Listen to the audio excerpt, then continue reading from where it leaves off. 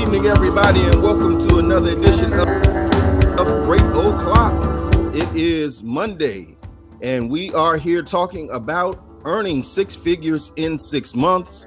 I think this is a topic that is necessary for a lot of entrepreneurs that are in their businesses that may be struggling a little bit or just getting started. And I think that is the number that everybody aims for. So we want to talk a little bit about how you are able to do that.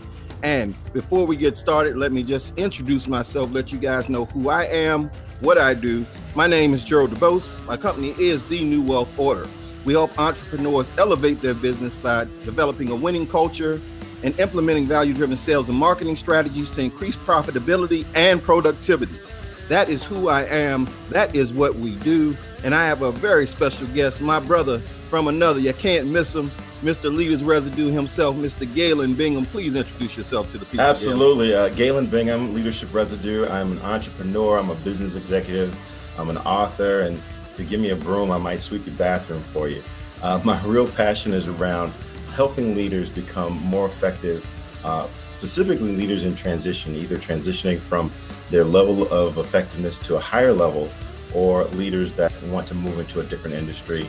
That's why I step in and help them get connected with what their true purpose is and what their strengths are so that they can be as amazing as possible. Awesome.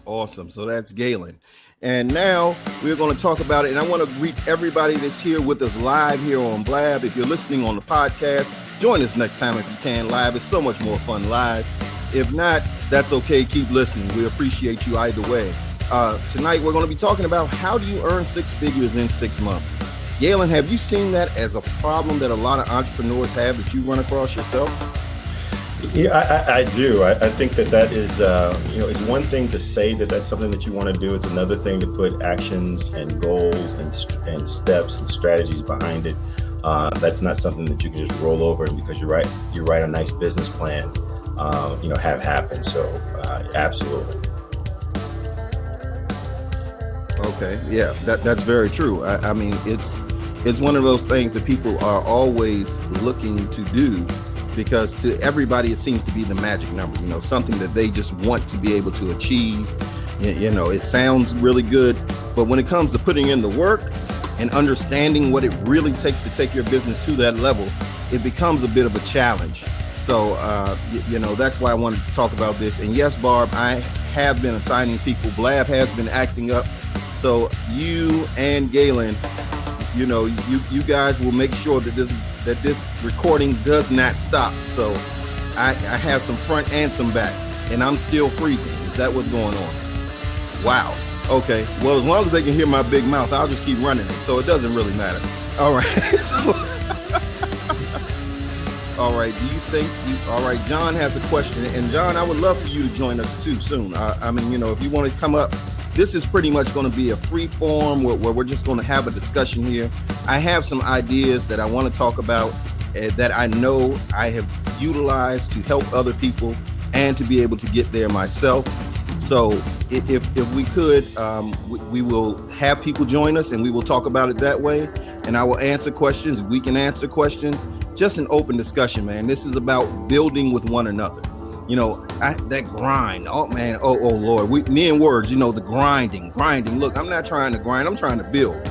Grinding shortens stuff. What are you talking about? You're grinding. Stop grinding and start building. So you grind so you can utilize stuff to build. But John has a question here, and then I'll go into the ideas I have. Do you think you had to have made six figures in order to do it again and be better at it? That's an excellent question, John. I would say you don't have to have had, you necessarily don't have to have had made six figures already to make six figures, obviously, because it has to be a first time for everything. However, if you're better at it than other people that haven't, perhaps, because you understand what it took to get there and you understand the steps you need to take to be able to go to that got you there and also to take you to the next level, hopefully.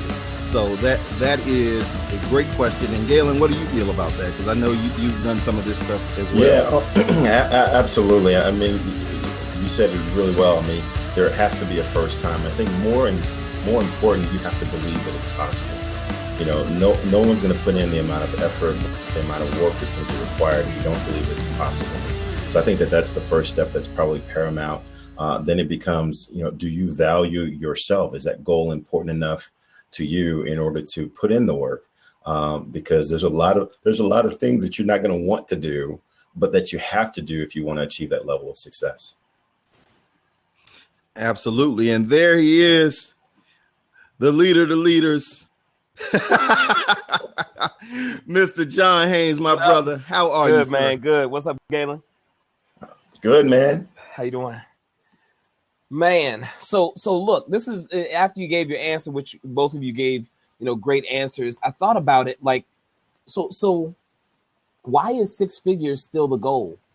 And then I asked myself, like, how long has that been a goal? Because I remember starting out as a professional, 20 years ago, wanting to make six figures. And the truth is that in people that get to six figures, once you get into those rooms and around those people, you realize that the $100,000 mark, I know we could be talking about 500,000, 700,000, 800,000, the 100,000 mark, I mean, really is like this compared to your full potential.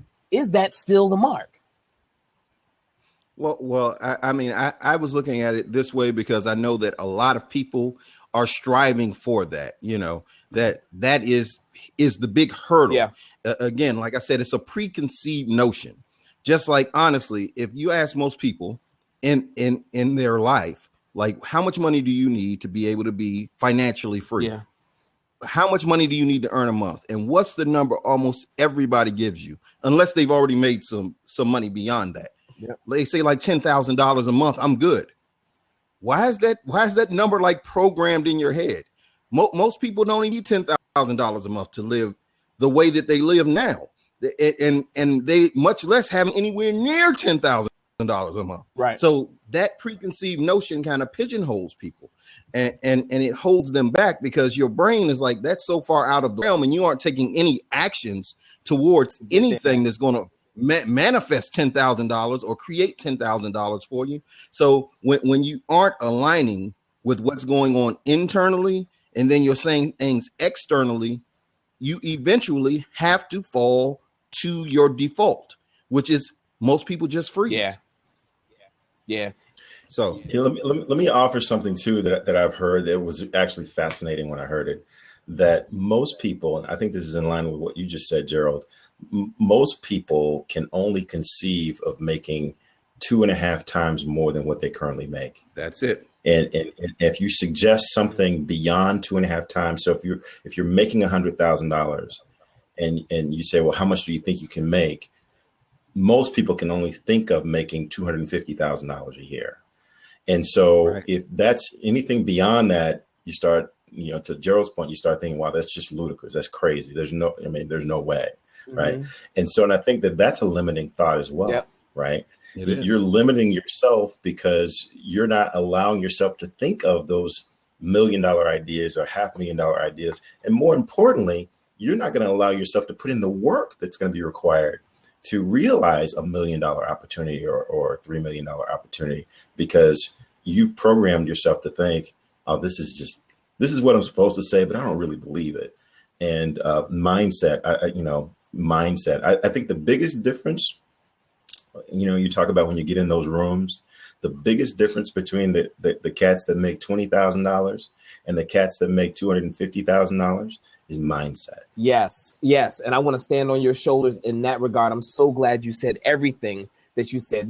There's a principle that, I coach and I talk about, when I do speaking engagements, and that I try to live by. And it's always building your pie, your performance, your image, your experience, and your exposure. And you come to realize that, getting in the door with your performance is just the entry point. You live and die on your image, but what also gives you access and gives you it gets you out of the box and thinking as if there is no box is your exposure. And once you gain access to those rooms and cats, men and women that are making infinitely more than you thought that you could make, then you are opened up to, all right, here is my baseline. The ceiling that I thought was my ceiling now is my floor. That's when you get to expanding, what you can make and what your potential is. I love everything that you just said, man. And once I let the host do the host thing, I want to comment on that. Yeah, I was just, Barb is chiming in over there. She is dropping some great stuff. Her and Art both, in order to achieve these days, you really need accountability partners and a loyal tribe for supporters. The number one reason entrepreneurs succeed, they set and accomplish goals. That's what John Lee Dumas said. Now, the thing I challenge with the whole concept of, it's about just your mindset. Yeah, mindset is great.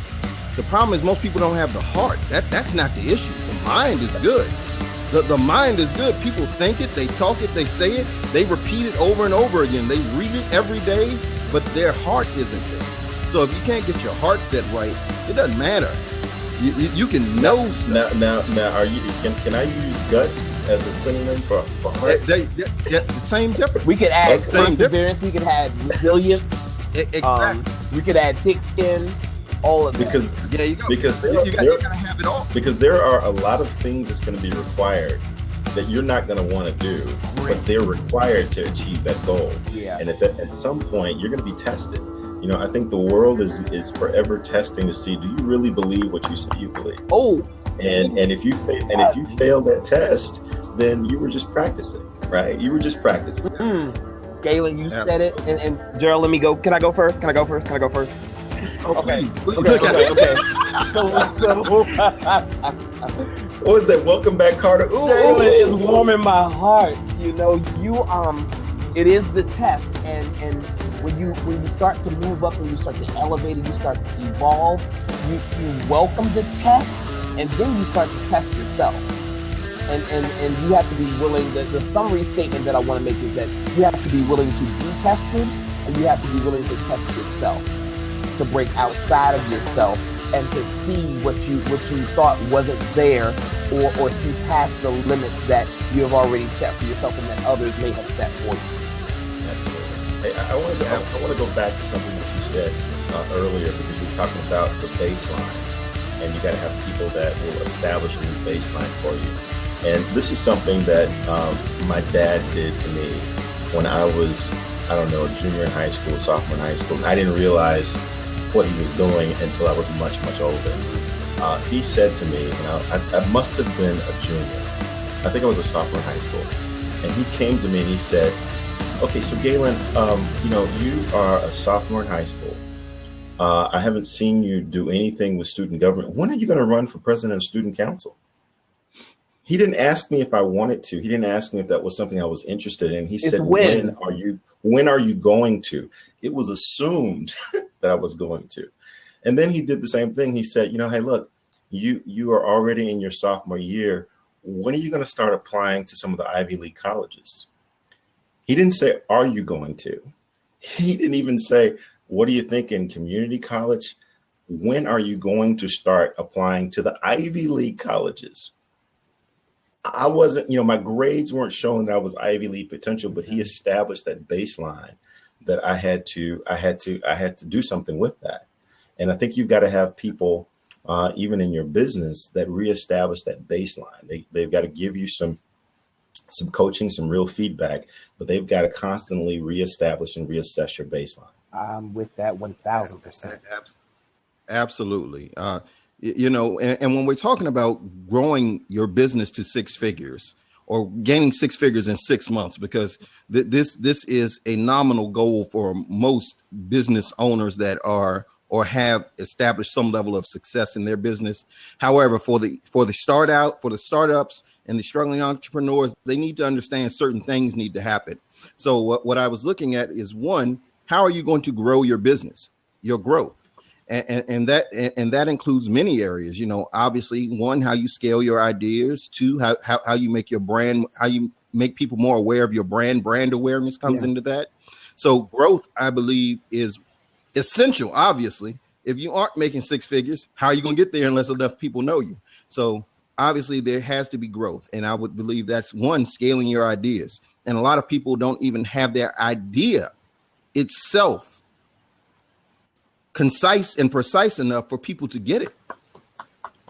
You know, if people don't understand what you do, how in the world can they buy from you? How can they entertain your service? So the first part of that is, if you want to grow, make sure your messaging is clear. I'll say that one more time. Make sure your messaging is clear. And then we can talk about scaling your ideas and brand awareness. Mm-hmm. So I'll turn that over to you guys. And let's see, Jador said best marketers win. It's all in the marketing strategy. Yeah, make sure your messaging is clear. And then we talk about scaling your ideas and brand awareness. How you guys feel about that? You know, Gerald, I want to go back to something else that you said about laying out the plan and the vision. I'm going to tell you, when the book, 3 years ago, I gave myself 2 years to write my first book.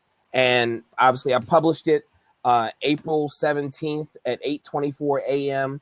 And it's tracking to what I dreamed it would at this point. But even though I had a 2-year goal, the moment that I actually knew there was going to be a book is when I actually laid out the format on my living room floor. And I've told that a few times, because that was the manifestation of my vision right there on the floor. And I said, there's actually going to be a book. Before that time, it was just a dream, and maybe I thought there was going to be a book. I was willing it to be a book, but I knew it was going to be a book when the vision was actually laid out and plotted and the path was there. Can we talk about that? You said something key that a lot of people don't get, and they need to hear this. If it's in your head, it's a dream. Yeah. If it's in your head, it's a dream. If you've written nothing down, if you've laid nothing out, you have no vision. Right. Because you are seeing nothing. Vision means you see. If it's still in your head, you don't have a vision. So until people lay it down, write it out, look at it, and then it becomes a vision, because now you can see, you are getting things out, and now you can maneuver things to adjust. In your head, you get over 20, what is it, like 50,000 thoughts a day? It does you no good, right there. And it becomes part of noise, because life happens and all of that. You know, so if until you decide that you want it to be a vision, then you're spinning your wheels. Okay, I want to share a phrase that I've used, and you're going to tear this apart from a pure marketing standpoint, because the marketing terms aren't totally correct, but the thought is right. And that is, a vision without a plan is just a hallucination. And that means you've got to have both together. If you're just sitting around saying one day, someday I might, and I've got this crazy idea, but you've got no structure behind it, you can't expect anyone to know how to come in and help you. You don't know how to ask for help.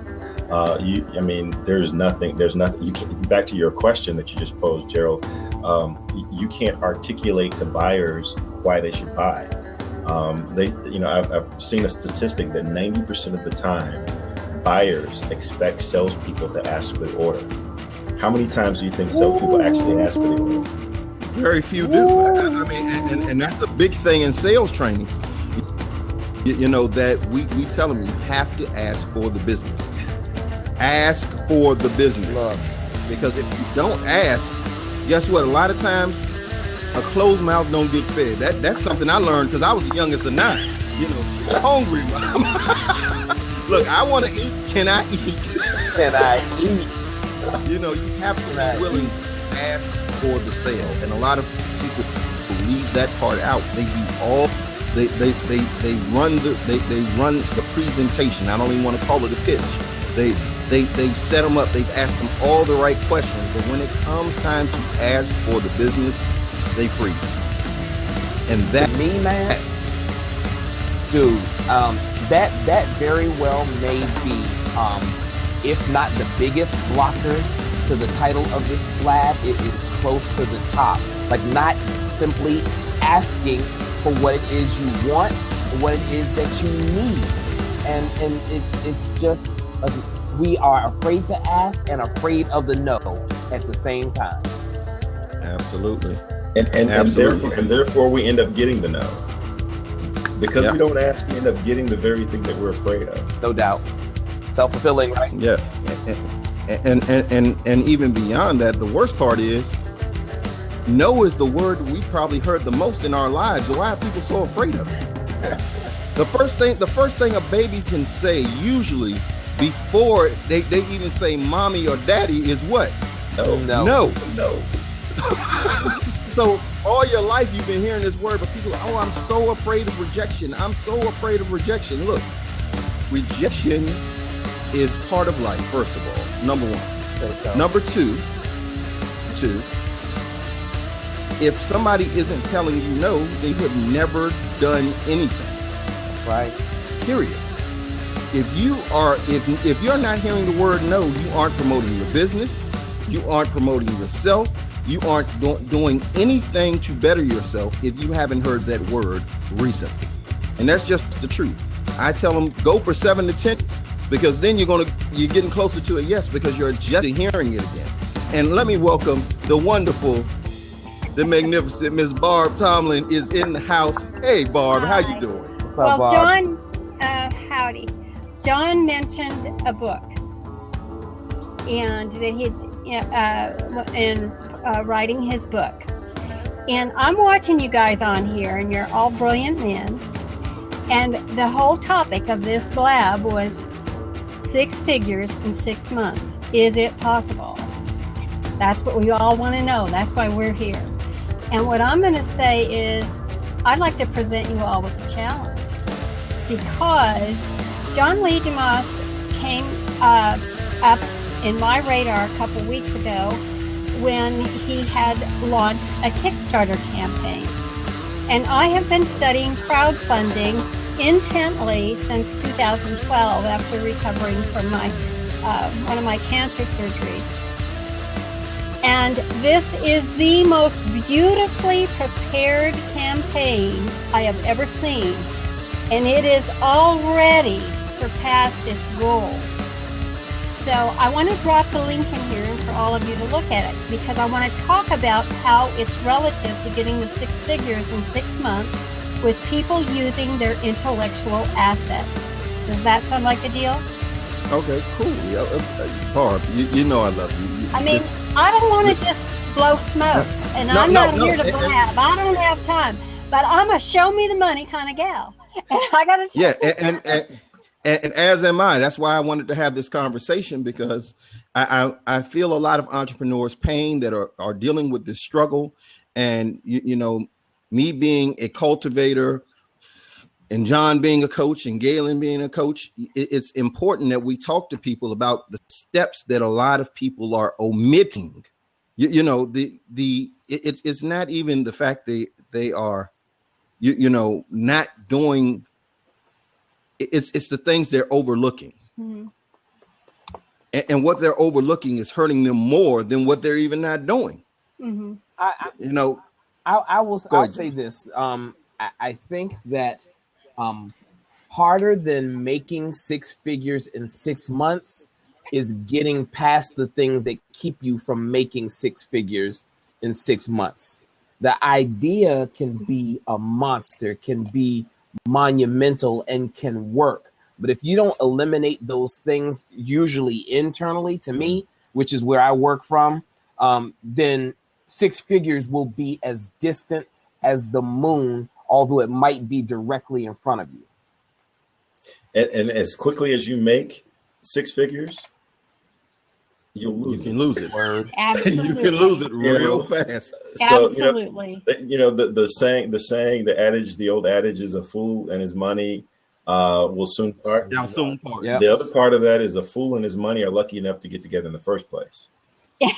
So you got to have some common sense Absolutely. about you in order to make this thing happen. And if you got that, once you figure out, if I can get real basic level right now, this is all about figuring out the game.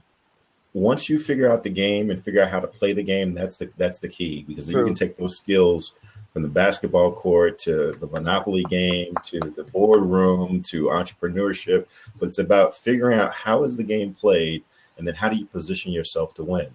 Hmm. And that's, I mean, that's the key to life, right? No doubt. Figuring out the game of life.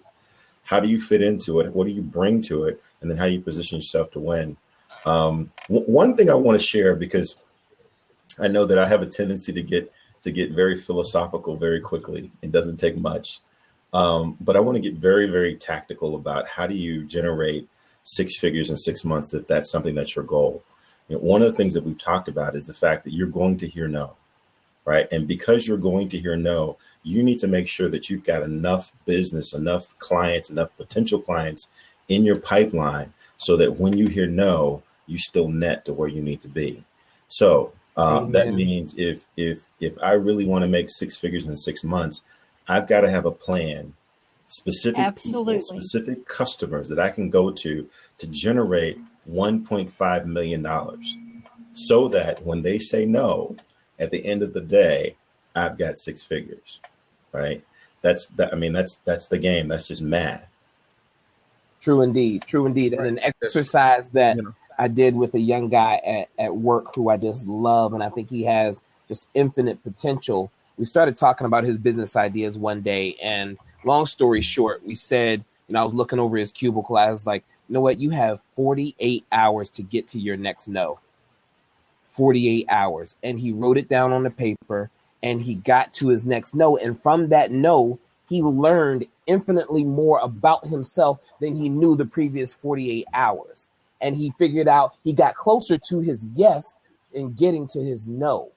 And so I'm with you wholeheartedly, Galen. Absolutely. So, all right. So, we're talking about growth and how you get to that next level. So obviously, you have to develop it. Hey, Alex, how you doing, brother? Yes, the shy guy with a big mouth, Alex, in the building. How you doing, man? And the next thing I wanted to talk about, obviously, is leveraging. Leverage. And when we talk about, growth, and then you want to look at leveraging, obviously, if you talk about your connections. Who are you connected to? Look at the people around you. Who are you surrounding yourself with? How are you utilizing the people at your disposal? How are you utilizing those connections and your talents? So both of those are leveraging pieces. So that is very important if you want to grow that business to 6 figures. So what do you all think about that? And I want to bring it back to Barb, because she's been over there so quiet, batting her eyes, and Barb is just a wealth of knowledge. So go ahead, Barb. I'm in it to win it, and it's a show me the money kind of year for me. And I got to be frank. I mean, it is about building your tribe. And you just said about your network is really what you're talking about, Gerald. And you have to start. I mean, it's open up that checkbook if you still have a checkbook and look around you at your friends on Facebook, your friends' friends. You have to start engaging with them because you must build a tribe. And without that, you're not going to have an audience to sell to. And that is one of the reasons why I started researching the crowdfunding campaigns, because it was all about the people showing support for people that they cared about. And so there's more than one platform, and I'm talking about the reward-based platform. I'm also into equity crowdfunding, but specifically focused on Kickstarter because it's number one. And what I liked about that platform, it was all or nothing. You either met your goal or you didn't. So you were not an also-ran. You had to take that risk, and that's a true entrepreneurial style. But if you just look, and I'm not endorsing John Lee Dumas. He is a veteran. I love John's story. And he himself, he walks the talk. He did it since 2012. So you talk about coming up with your 6 figures in 6 months, and you can go to 7. So it's all in what Galen said about the plan and picking out the formula, the game. Well, if you're working online, you're here online, you're spending the time online, it's what's here that's so valuable. And you've got to get that out to share with the world. If that's what your special gift in life is, if you're meant to share your message with the world, it does need to be in print. It does need to be in audio. It does need to be in video. All of those elements.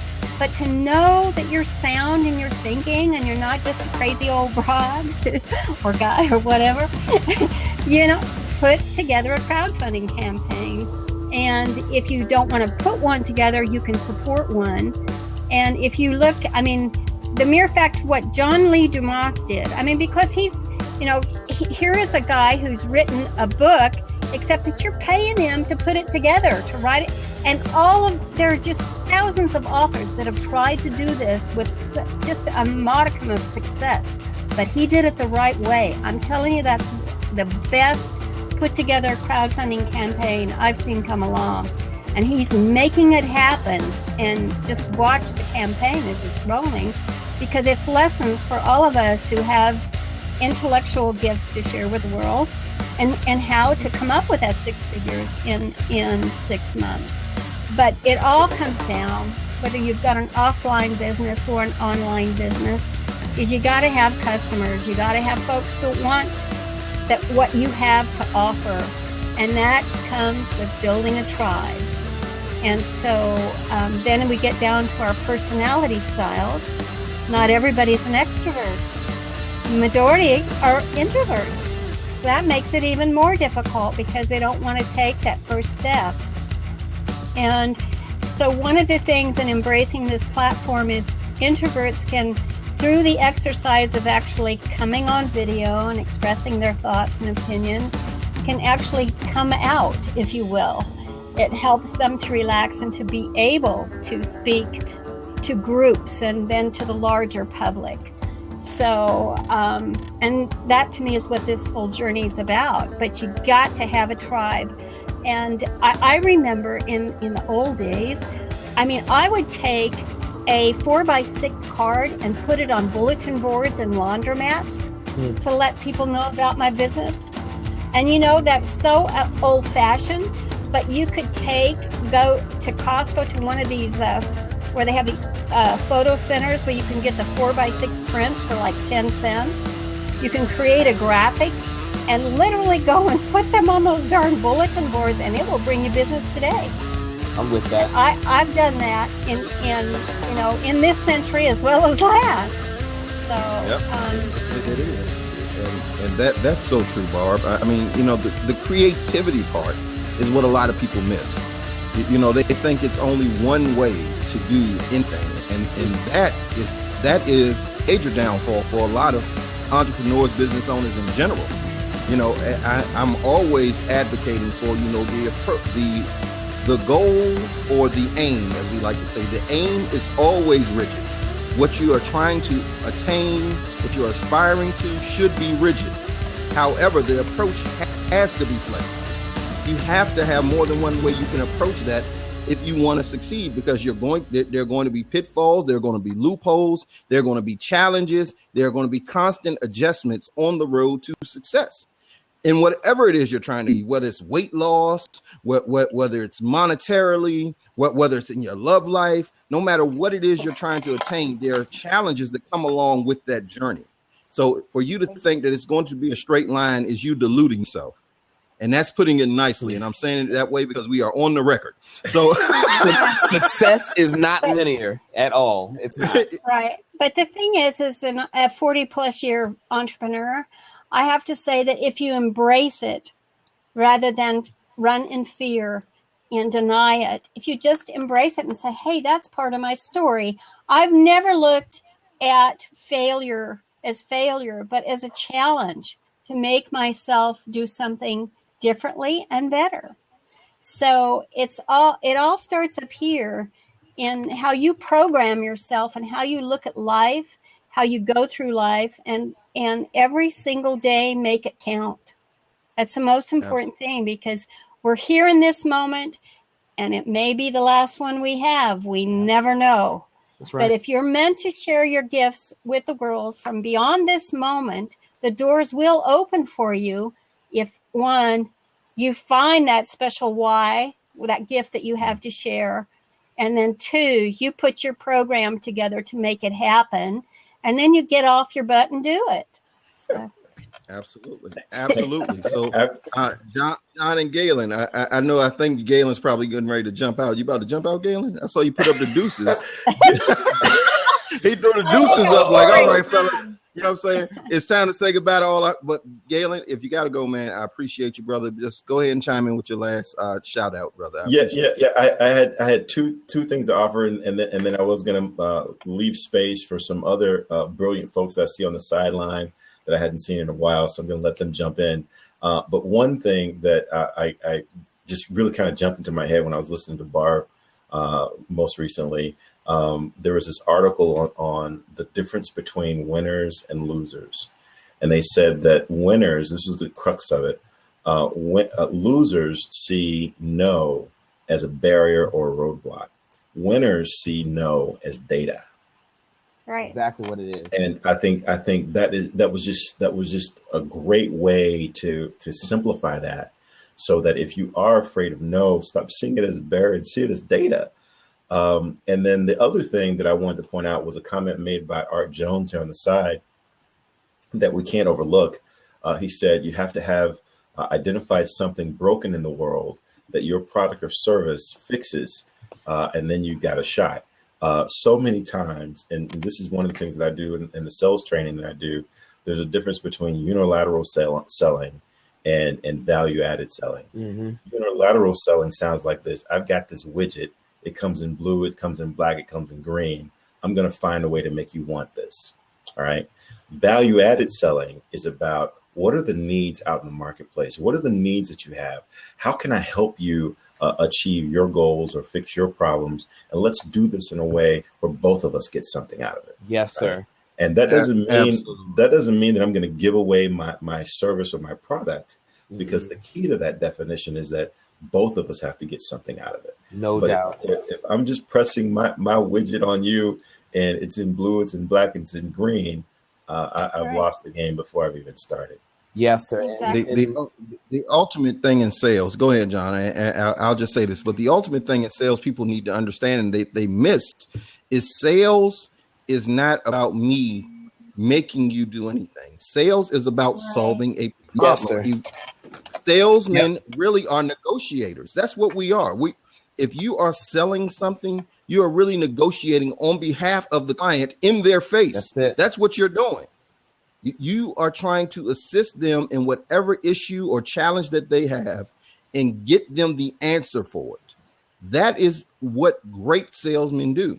So go ahead, John. That's so major what both of you have said, what all three of you have said, and it brought back the conversation that we got ready to enter into earlier about marketing. And I can tell you from a personal testimonial that I was stuck in developing my target market at one time, and another coach, Coach Jenny, talked about what problem are you here to solve? And that's what you should focus on. What problem are you here to solve? What need are you going to meet? And how are you going to do it in a valuable way, consistently, time and time again? And then how are you going to innovate? How are you going to innovate on top of that? And so keep that in mind. And that's just, it's a mental and spiritual removal when you stop focusing so much on the target and focus on the problem you are here to solve, the calling you are here to meet. I agree with the calling, and I can speak from the spiritual place. And having walked through the fire, I got to tell you, I don't believe I'm here to solve other people's problems or to fix other people. I spent a lifetime doing that before cancer. And the thing is, if you can't be the best of yourself to give to the world, you can't do the work that you were brought into this world to achieve. It's that simple. And your calling, I believe in the law of attraction that way, that you attract those things that need to be taken care of. You attract the individuals to help you do it, because it is not meant for any one of us to do it alone. If it were, there wouldn't be all the billions of people in the world. God would only need one. I'll tell you that you attract the right thing when you actually put the movement and the works to that faith, So those things go together. That makes the 1 + 1 relationship equal 10. Yes. And here's what I will add to that, Barb. And I just want to say, because you're saying exactly what we're saying. Your hurt is to heal someone else. By you being able to tell that story of your survival, by you being able, that is someone else's encouragement to get them through a process. So when you are able to do that, it's not that you're going to them saying, hey, here's how you solve your problem. When you're able to explain to them what you've been through, tell that story, show them where you are now, gives them hope. And that's all some people need, because some people are so desperate and so hurt and just so pushed down because they don't have the support and they don't have a vision of anybody that's been outside of that circumstance. So they stay frozen. So when they see you, that heals them. That helps them. Even unintentionally, you're helping. So that is what I mean by say, you're solving a problem. You're the aspirin for somebody's headache. You're the heal for someone's hurt. All of that. I mean, it's the truth. You go through things in life. You go through your tests so that you can have a testimony. That's a good statement. That is why you go through the test. Hey, Gerald, you got to tell your story, because I'm tempted to tell it for you. You got to tell your story about a tour guide versus a travel agent. I love that. The travel agent and the tour guide. That's something for coaches. But the challenge I see in these gurus and all these gurus and mavens and experts and misperts, and everybody's a spurt. And here coach, there coach, everywhere coach. The challenge comes in is the fact that there are a lot of people that are travel agents and not tour guides. And the difference between a travel agent and a tour guide is that a travel agent usually tells you to go somewhere they have never been themselves, somewhere they really know nothing about. They've heard it's great, they've heard it's beautiful, and they will tell you all about it. And yes, you should go. But a tour guide takes you around the town because they know where you should not go. They know what part of town is the bad part of town. Yes, they indeed know where that pothole is so that you don't tear your car up. So if you are looking for coaching or looking for guidance or mentors, as we all do, because we all need them, make sure you find yourself a tour guide and not a travel agent. It's very important. And I think that ties back to the topic, because I know that you typically talk about that relative to coaching. But when you're trying to make six figures in 6 months, it's one thing to get a lot of people around you who are your friends and people that wish you well, but you need to get a couple tour guides around you as well. People that have been there, people that can say, even if you get someone that says, hey, look, I've been down this road, I haven't been successful, but let me share with you the things that didn't work, right? There you go. So that you can at least be aware of that. You still may go down that road. My and I've talked about this a number of times, I've come to find out I've been blessed. I didn't realize this was a blessing. But I've been blessed to have both my parents in my household, my entire upbringing, and they're still alive today. And so the benefit of that, I thought that was commonplace, but come to find out that's a blessing. The benefit of that is when it came time for me to get married and have a family, I've got a tour guide. I've got someone that can say, hey, I've been down this road. You don't necessarily have to do what I've done, but here's what has happened to me when I've gone down this road. So I think that same benefit transfers to business, transfers to growing your business. You've got to surround yourself, or at least put some people in your circle that have been down that path. That's what I'm sorry. No. Go ahead. Go ahead, Bob. That's what I was referring to about accountability partners. Is it if you have, and perhaps, I don't know, I haven't Googled the popularity of the term lately. I'm talking about accountability partners and in my life story and how it works out. But someone who is caring enough about your project, your mission, and what you're about, but will hold you to the fire and say, well, did you do that? What can I do to help you? Yeah. But that they will literally call you on the carpet and say, well, you're spending so much time in Blab. I mean, how is that really helping you meet your goal? How are you translating that? Right. Yeah, and I'll stand on all your shoulders in that regard and say once you surround yourself with your tour guides, you have to really be intentional about accessing them. And if we're talking about the six-figure,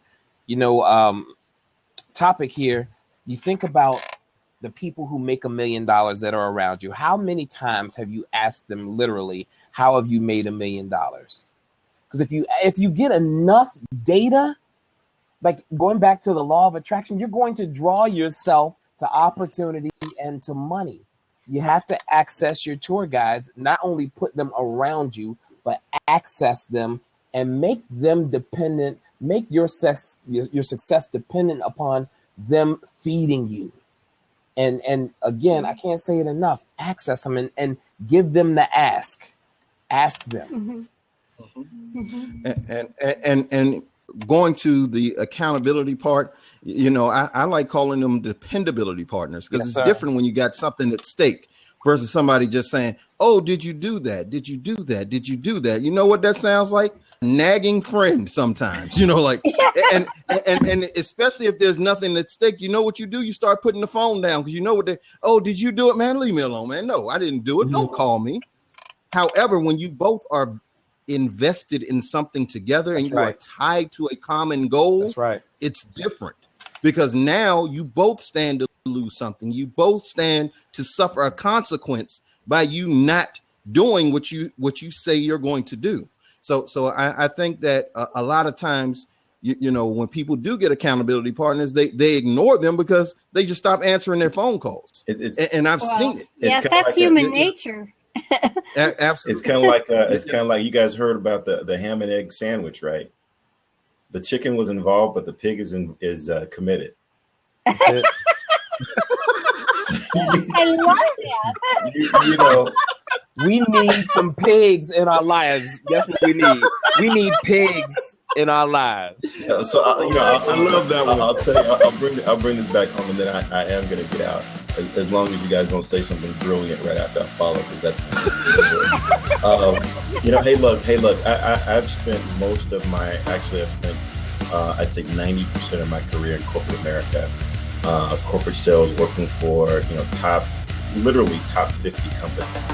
And great career, done a lot of incredible things, but then I went out and I bought a business, and it's a whole lot different when it's your money at stake, right? Yes. So in corporate America, hey look, I was the chicken. I was delivering eggs. I was making sure that if you needed 5 eggs, I was giving you 6 eggs. But when it's your business, when it's your money at stake, I'm the pig. This thing has to work. There is no alternative for my retirement. This is it, right? So I think you're absolutely right. And with that, I'm gonna bounce out, man. I love all you guys, and I'll tell you the major reason I got on here was because of that gray head dude at the top of the screen here. And I think that there's a lot to be said about when you got the kind of gravity that when people just see your name, they come running. That's a testament of the value that you continue to give. And I think that's a secret to success as well. Absolutely, I agree with you. I appreciate that, Gail, man. Awesome. Well, hey, before I leave, I'm gonna follow my own advice. I really want you guys to, if you want to be encouraged, if you're trying to find your place in a leadership space, I would love for you to follow me on Blab, follow me on Twitter. If you can't get a hold of me that way, I've got 2 books out. It's not about selling books, but it's about helping as many people as I can. And I do this because I enjoy doing it. So with that, I'm out. Great Thanks, to see Galen. you, Galen. You are the man. Well, Appreciate you. in that line, anybody that is selling a book, has a book out, I'm serious. I don't make any money off of John Lee Dumose's crowdfunding campaign or anything, but he's laid it out there. It is just absolutely a winning formula to do the 6 figures in the 6 months. Absolutely. So, what we were talking about for everybody that just joined the conversation, we're talking about earning 6 figures in 6 months. And, we talked about growth. Yes. We talked about 6 figures in 6 months. I'm sorry. We talked about growth. We talked about leveraging. The next part I feel would be occupational intelligence, and that goes into training. What trainings are you investing in? How are you, your culture, your market analysis? All of that is considered your occupational intelligence that you have about your business. I believe that's important. And the final portion of that would be your work, and that's execution, assessing, and adjusting. So those are all the ways we look at it. We want to look for growth. We want to leverage. We want to have some occupational intelligence going on. And then we also want to do some work. You have to, not want to. Let me correct that. As much as I play with words, let me fix that right now. We have to do the work. Absolutely. Because otherwise nothing changes. Action is the bridge between what you want and where you are. The only difference is, are you taking the right actions to get you there? So that's very important. Now, if anybody has any questions, if anybody would like to jump in, and just be part of this real quick, we have about 5 or 10 more minutes. We're going to go, and then we will go off the record. And I do want to make a little announcement to you guys about some things before we close out as well. So anybody have any questions, comments? Anybody having a challenge? I see Brother Ahmed is still here. It's a couple of people. Frank, you want to jump in? Stacy, Abdul is here. Abdul, you want to jump in? I mean, I see some people. Anybody want to jump in? Art Jones is up there too. I see. Yeah, that. I see. Well, yeah, where's Art? I've been waiting on the professor to be here for a while. And Stacy says she's soaking up the bacon grease. Oh. Stacy. Okay, yes, and I will be actually with Frank tomorrow. Frank Clark we will be doing an interview tomorrow afternoon. So if you guys want to check that out, Frank, if you want to drop the link, you can, so people can come to that. And we're going to be talking about the business and storytelling. So pretty good thing there. Art, do you want to jump in? Anybody else? Let's see. There's the professor. I haven't seen the professor all New Year. I'm a little bothered. Okay. Oh, he's still stuck in the space we like to call cyber. So try again, Art. Sharice is here. Rhea is here. Anybody want to jump in? I see my boy C. Will Inspires here as well. We have so many people here. There's the professor. Hey, listen, I've got too many USB gadgets plugged in. My camera wasn't plugged in. I'm sorry. I just wanted to say that this has really been I sat through the entire hour. Started with Ted Rubin, which Isn't that awesome? Ted Rubin makes these, which I think is the banner for. Right. It says no let up. So you want to make 6 figures in 6 months? No let up. You got to do the work. Right. And I like Galen wanted to say that with the gray-haired dude over there, and then you put Barb in the square next to you. There's no reason not to be on a blab with you two. So. I'll just show this again. And this is all I wanted to say. 6 figures in 6 months.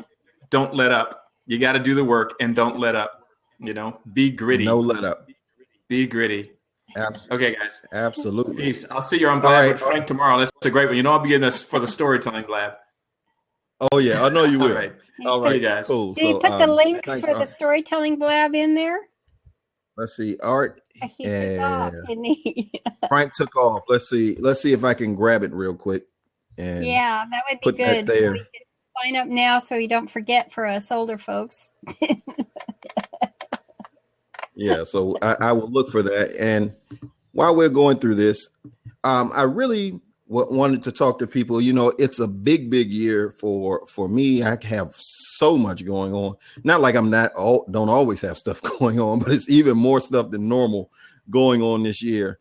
And we are doing something very special with the New Wealth Order. Actually, what we are doing, we are taking applications because we are going to help 9 entrepreneurs do the exact very thing that we're talking about.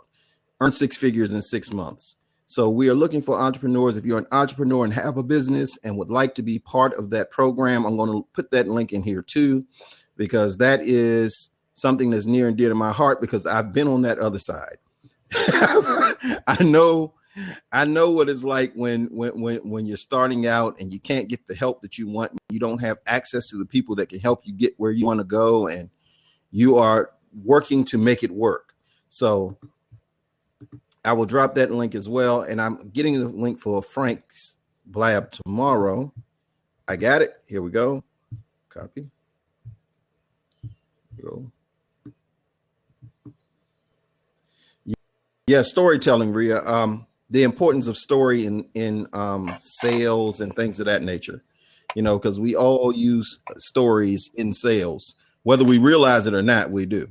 So that's what we're going to be talking about: business and sales storytelling through live streaming.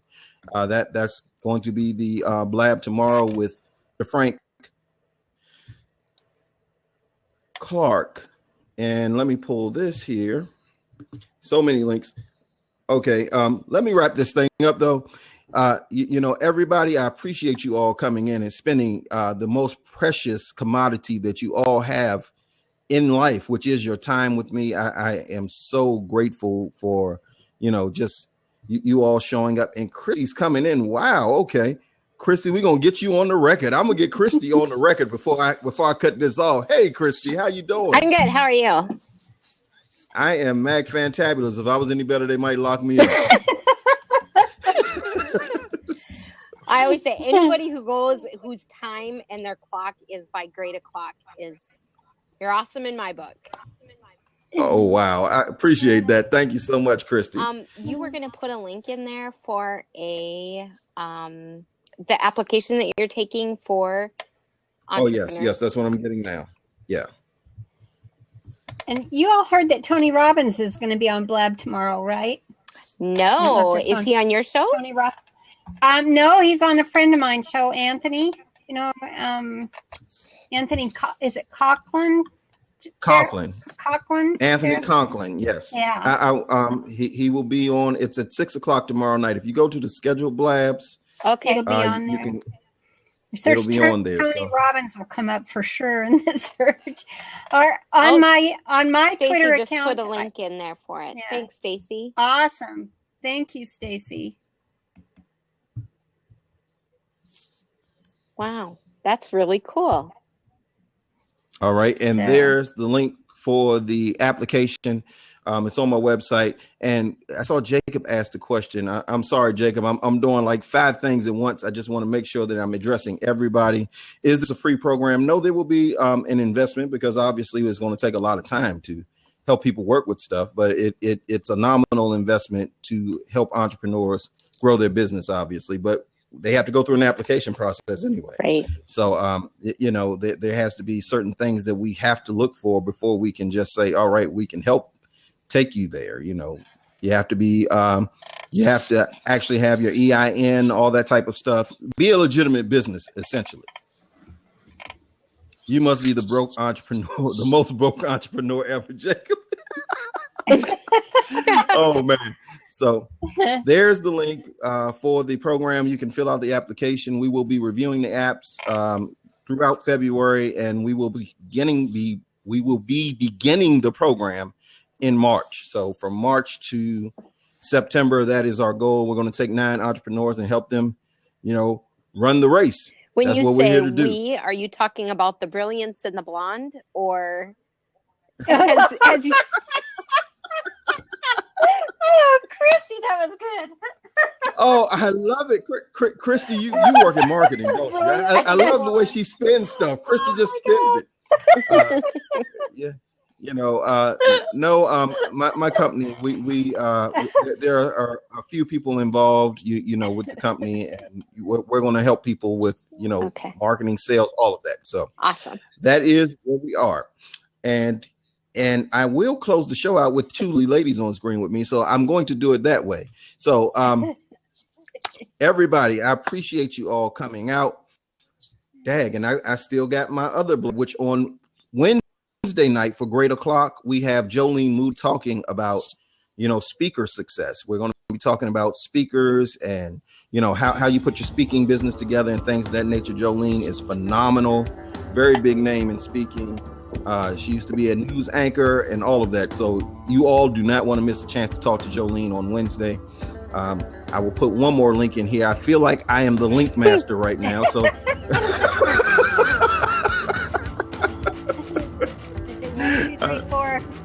four tabs yeah, so- open already. yeah, it's just a ton of things happening. And here we go. Speaker Success with Jolene Moody. And you all, it is well worth it to come and listen to what Ms. V has to say. She is a very special woman. So, and here we go. Getting LinkedIn. Yes, Rhea, absolutely. So there it is. Well, good information. Thank you so much. Thank you, Christy. And See you later.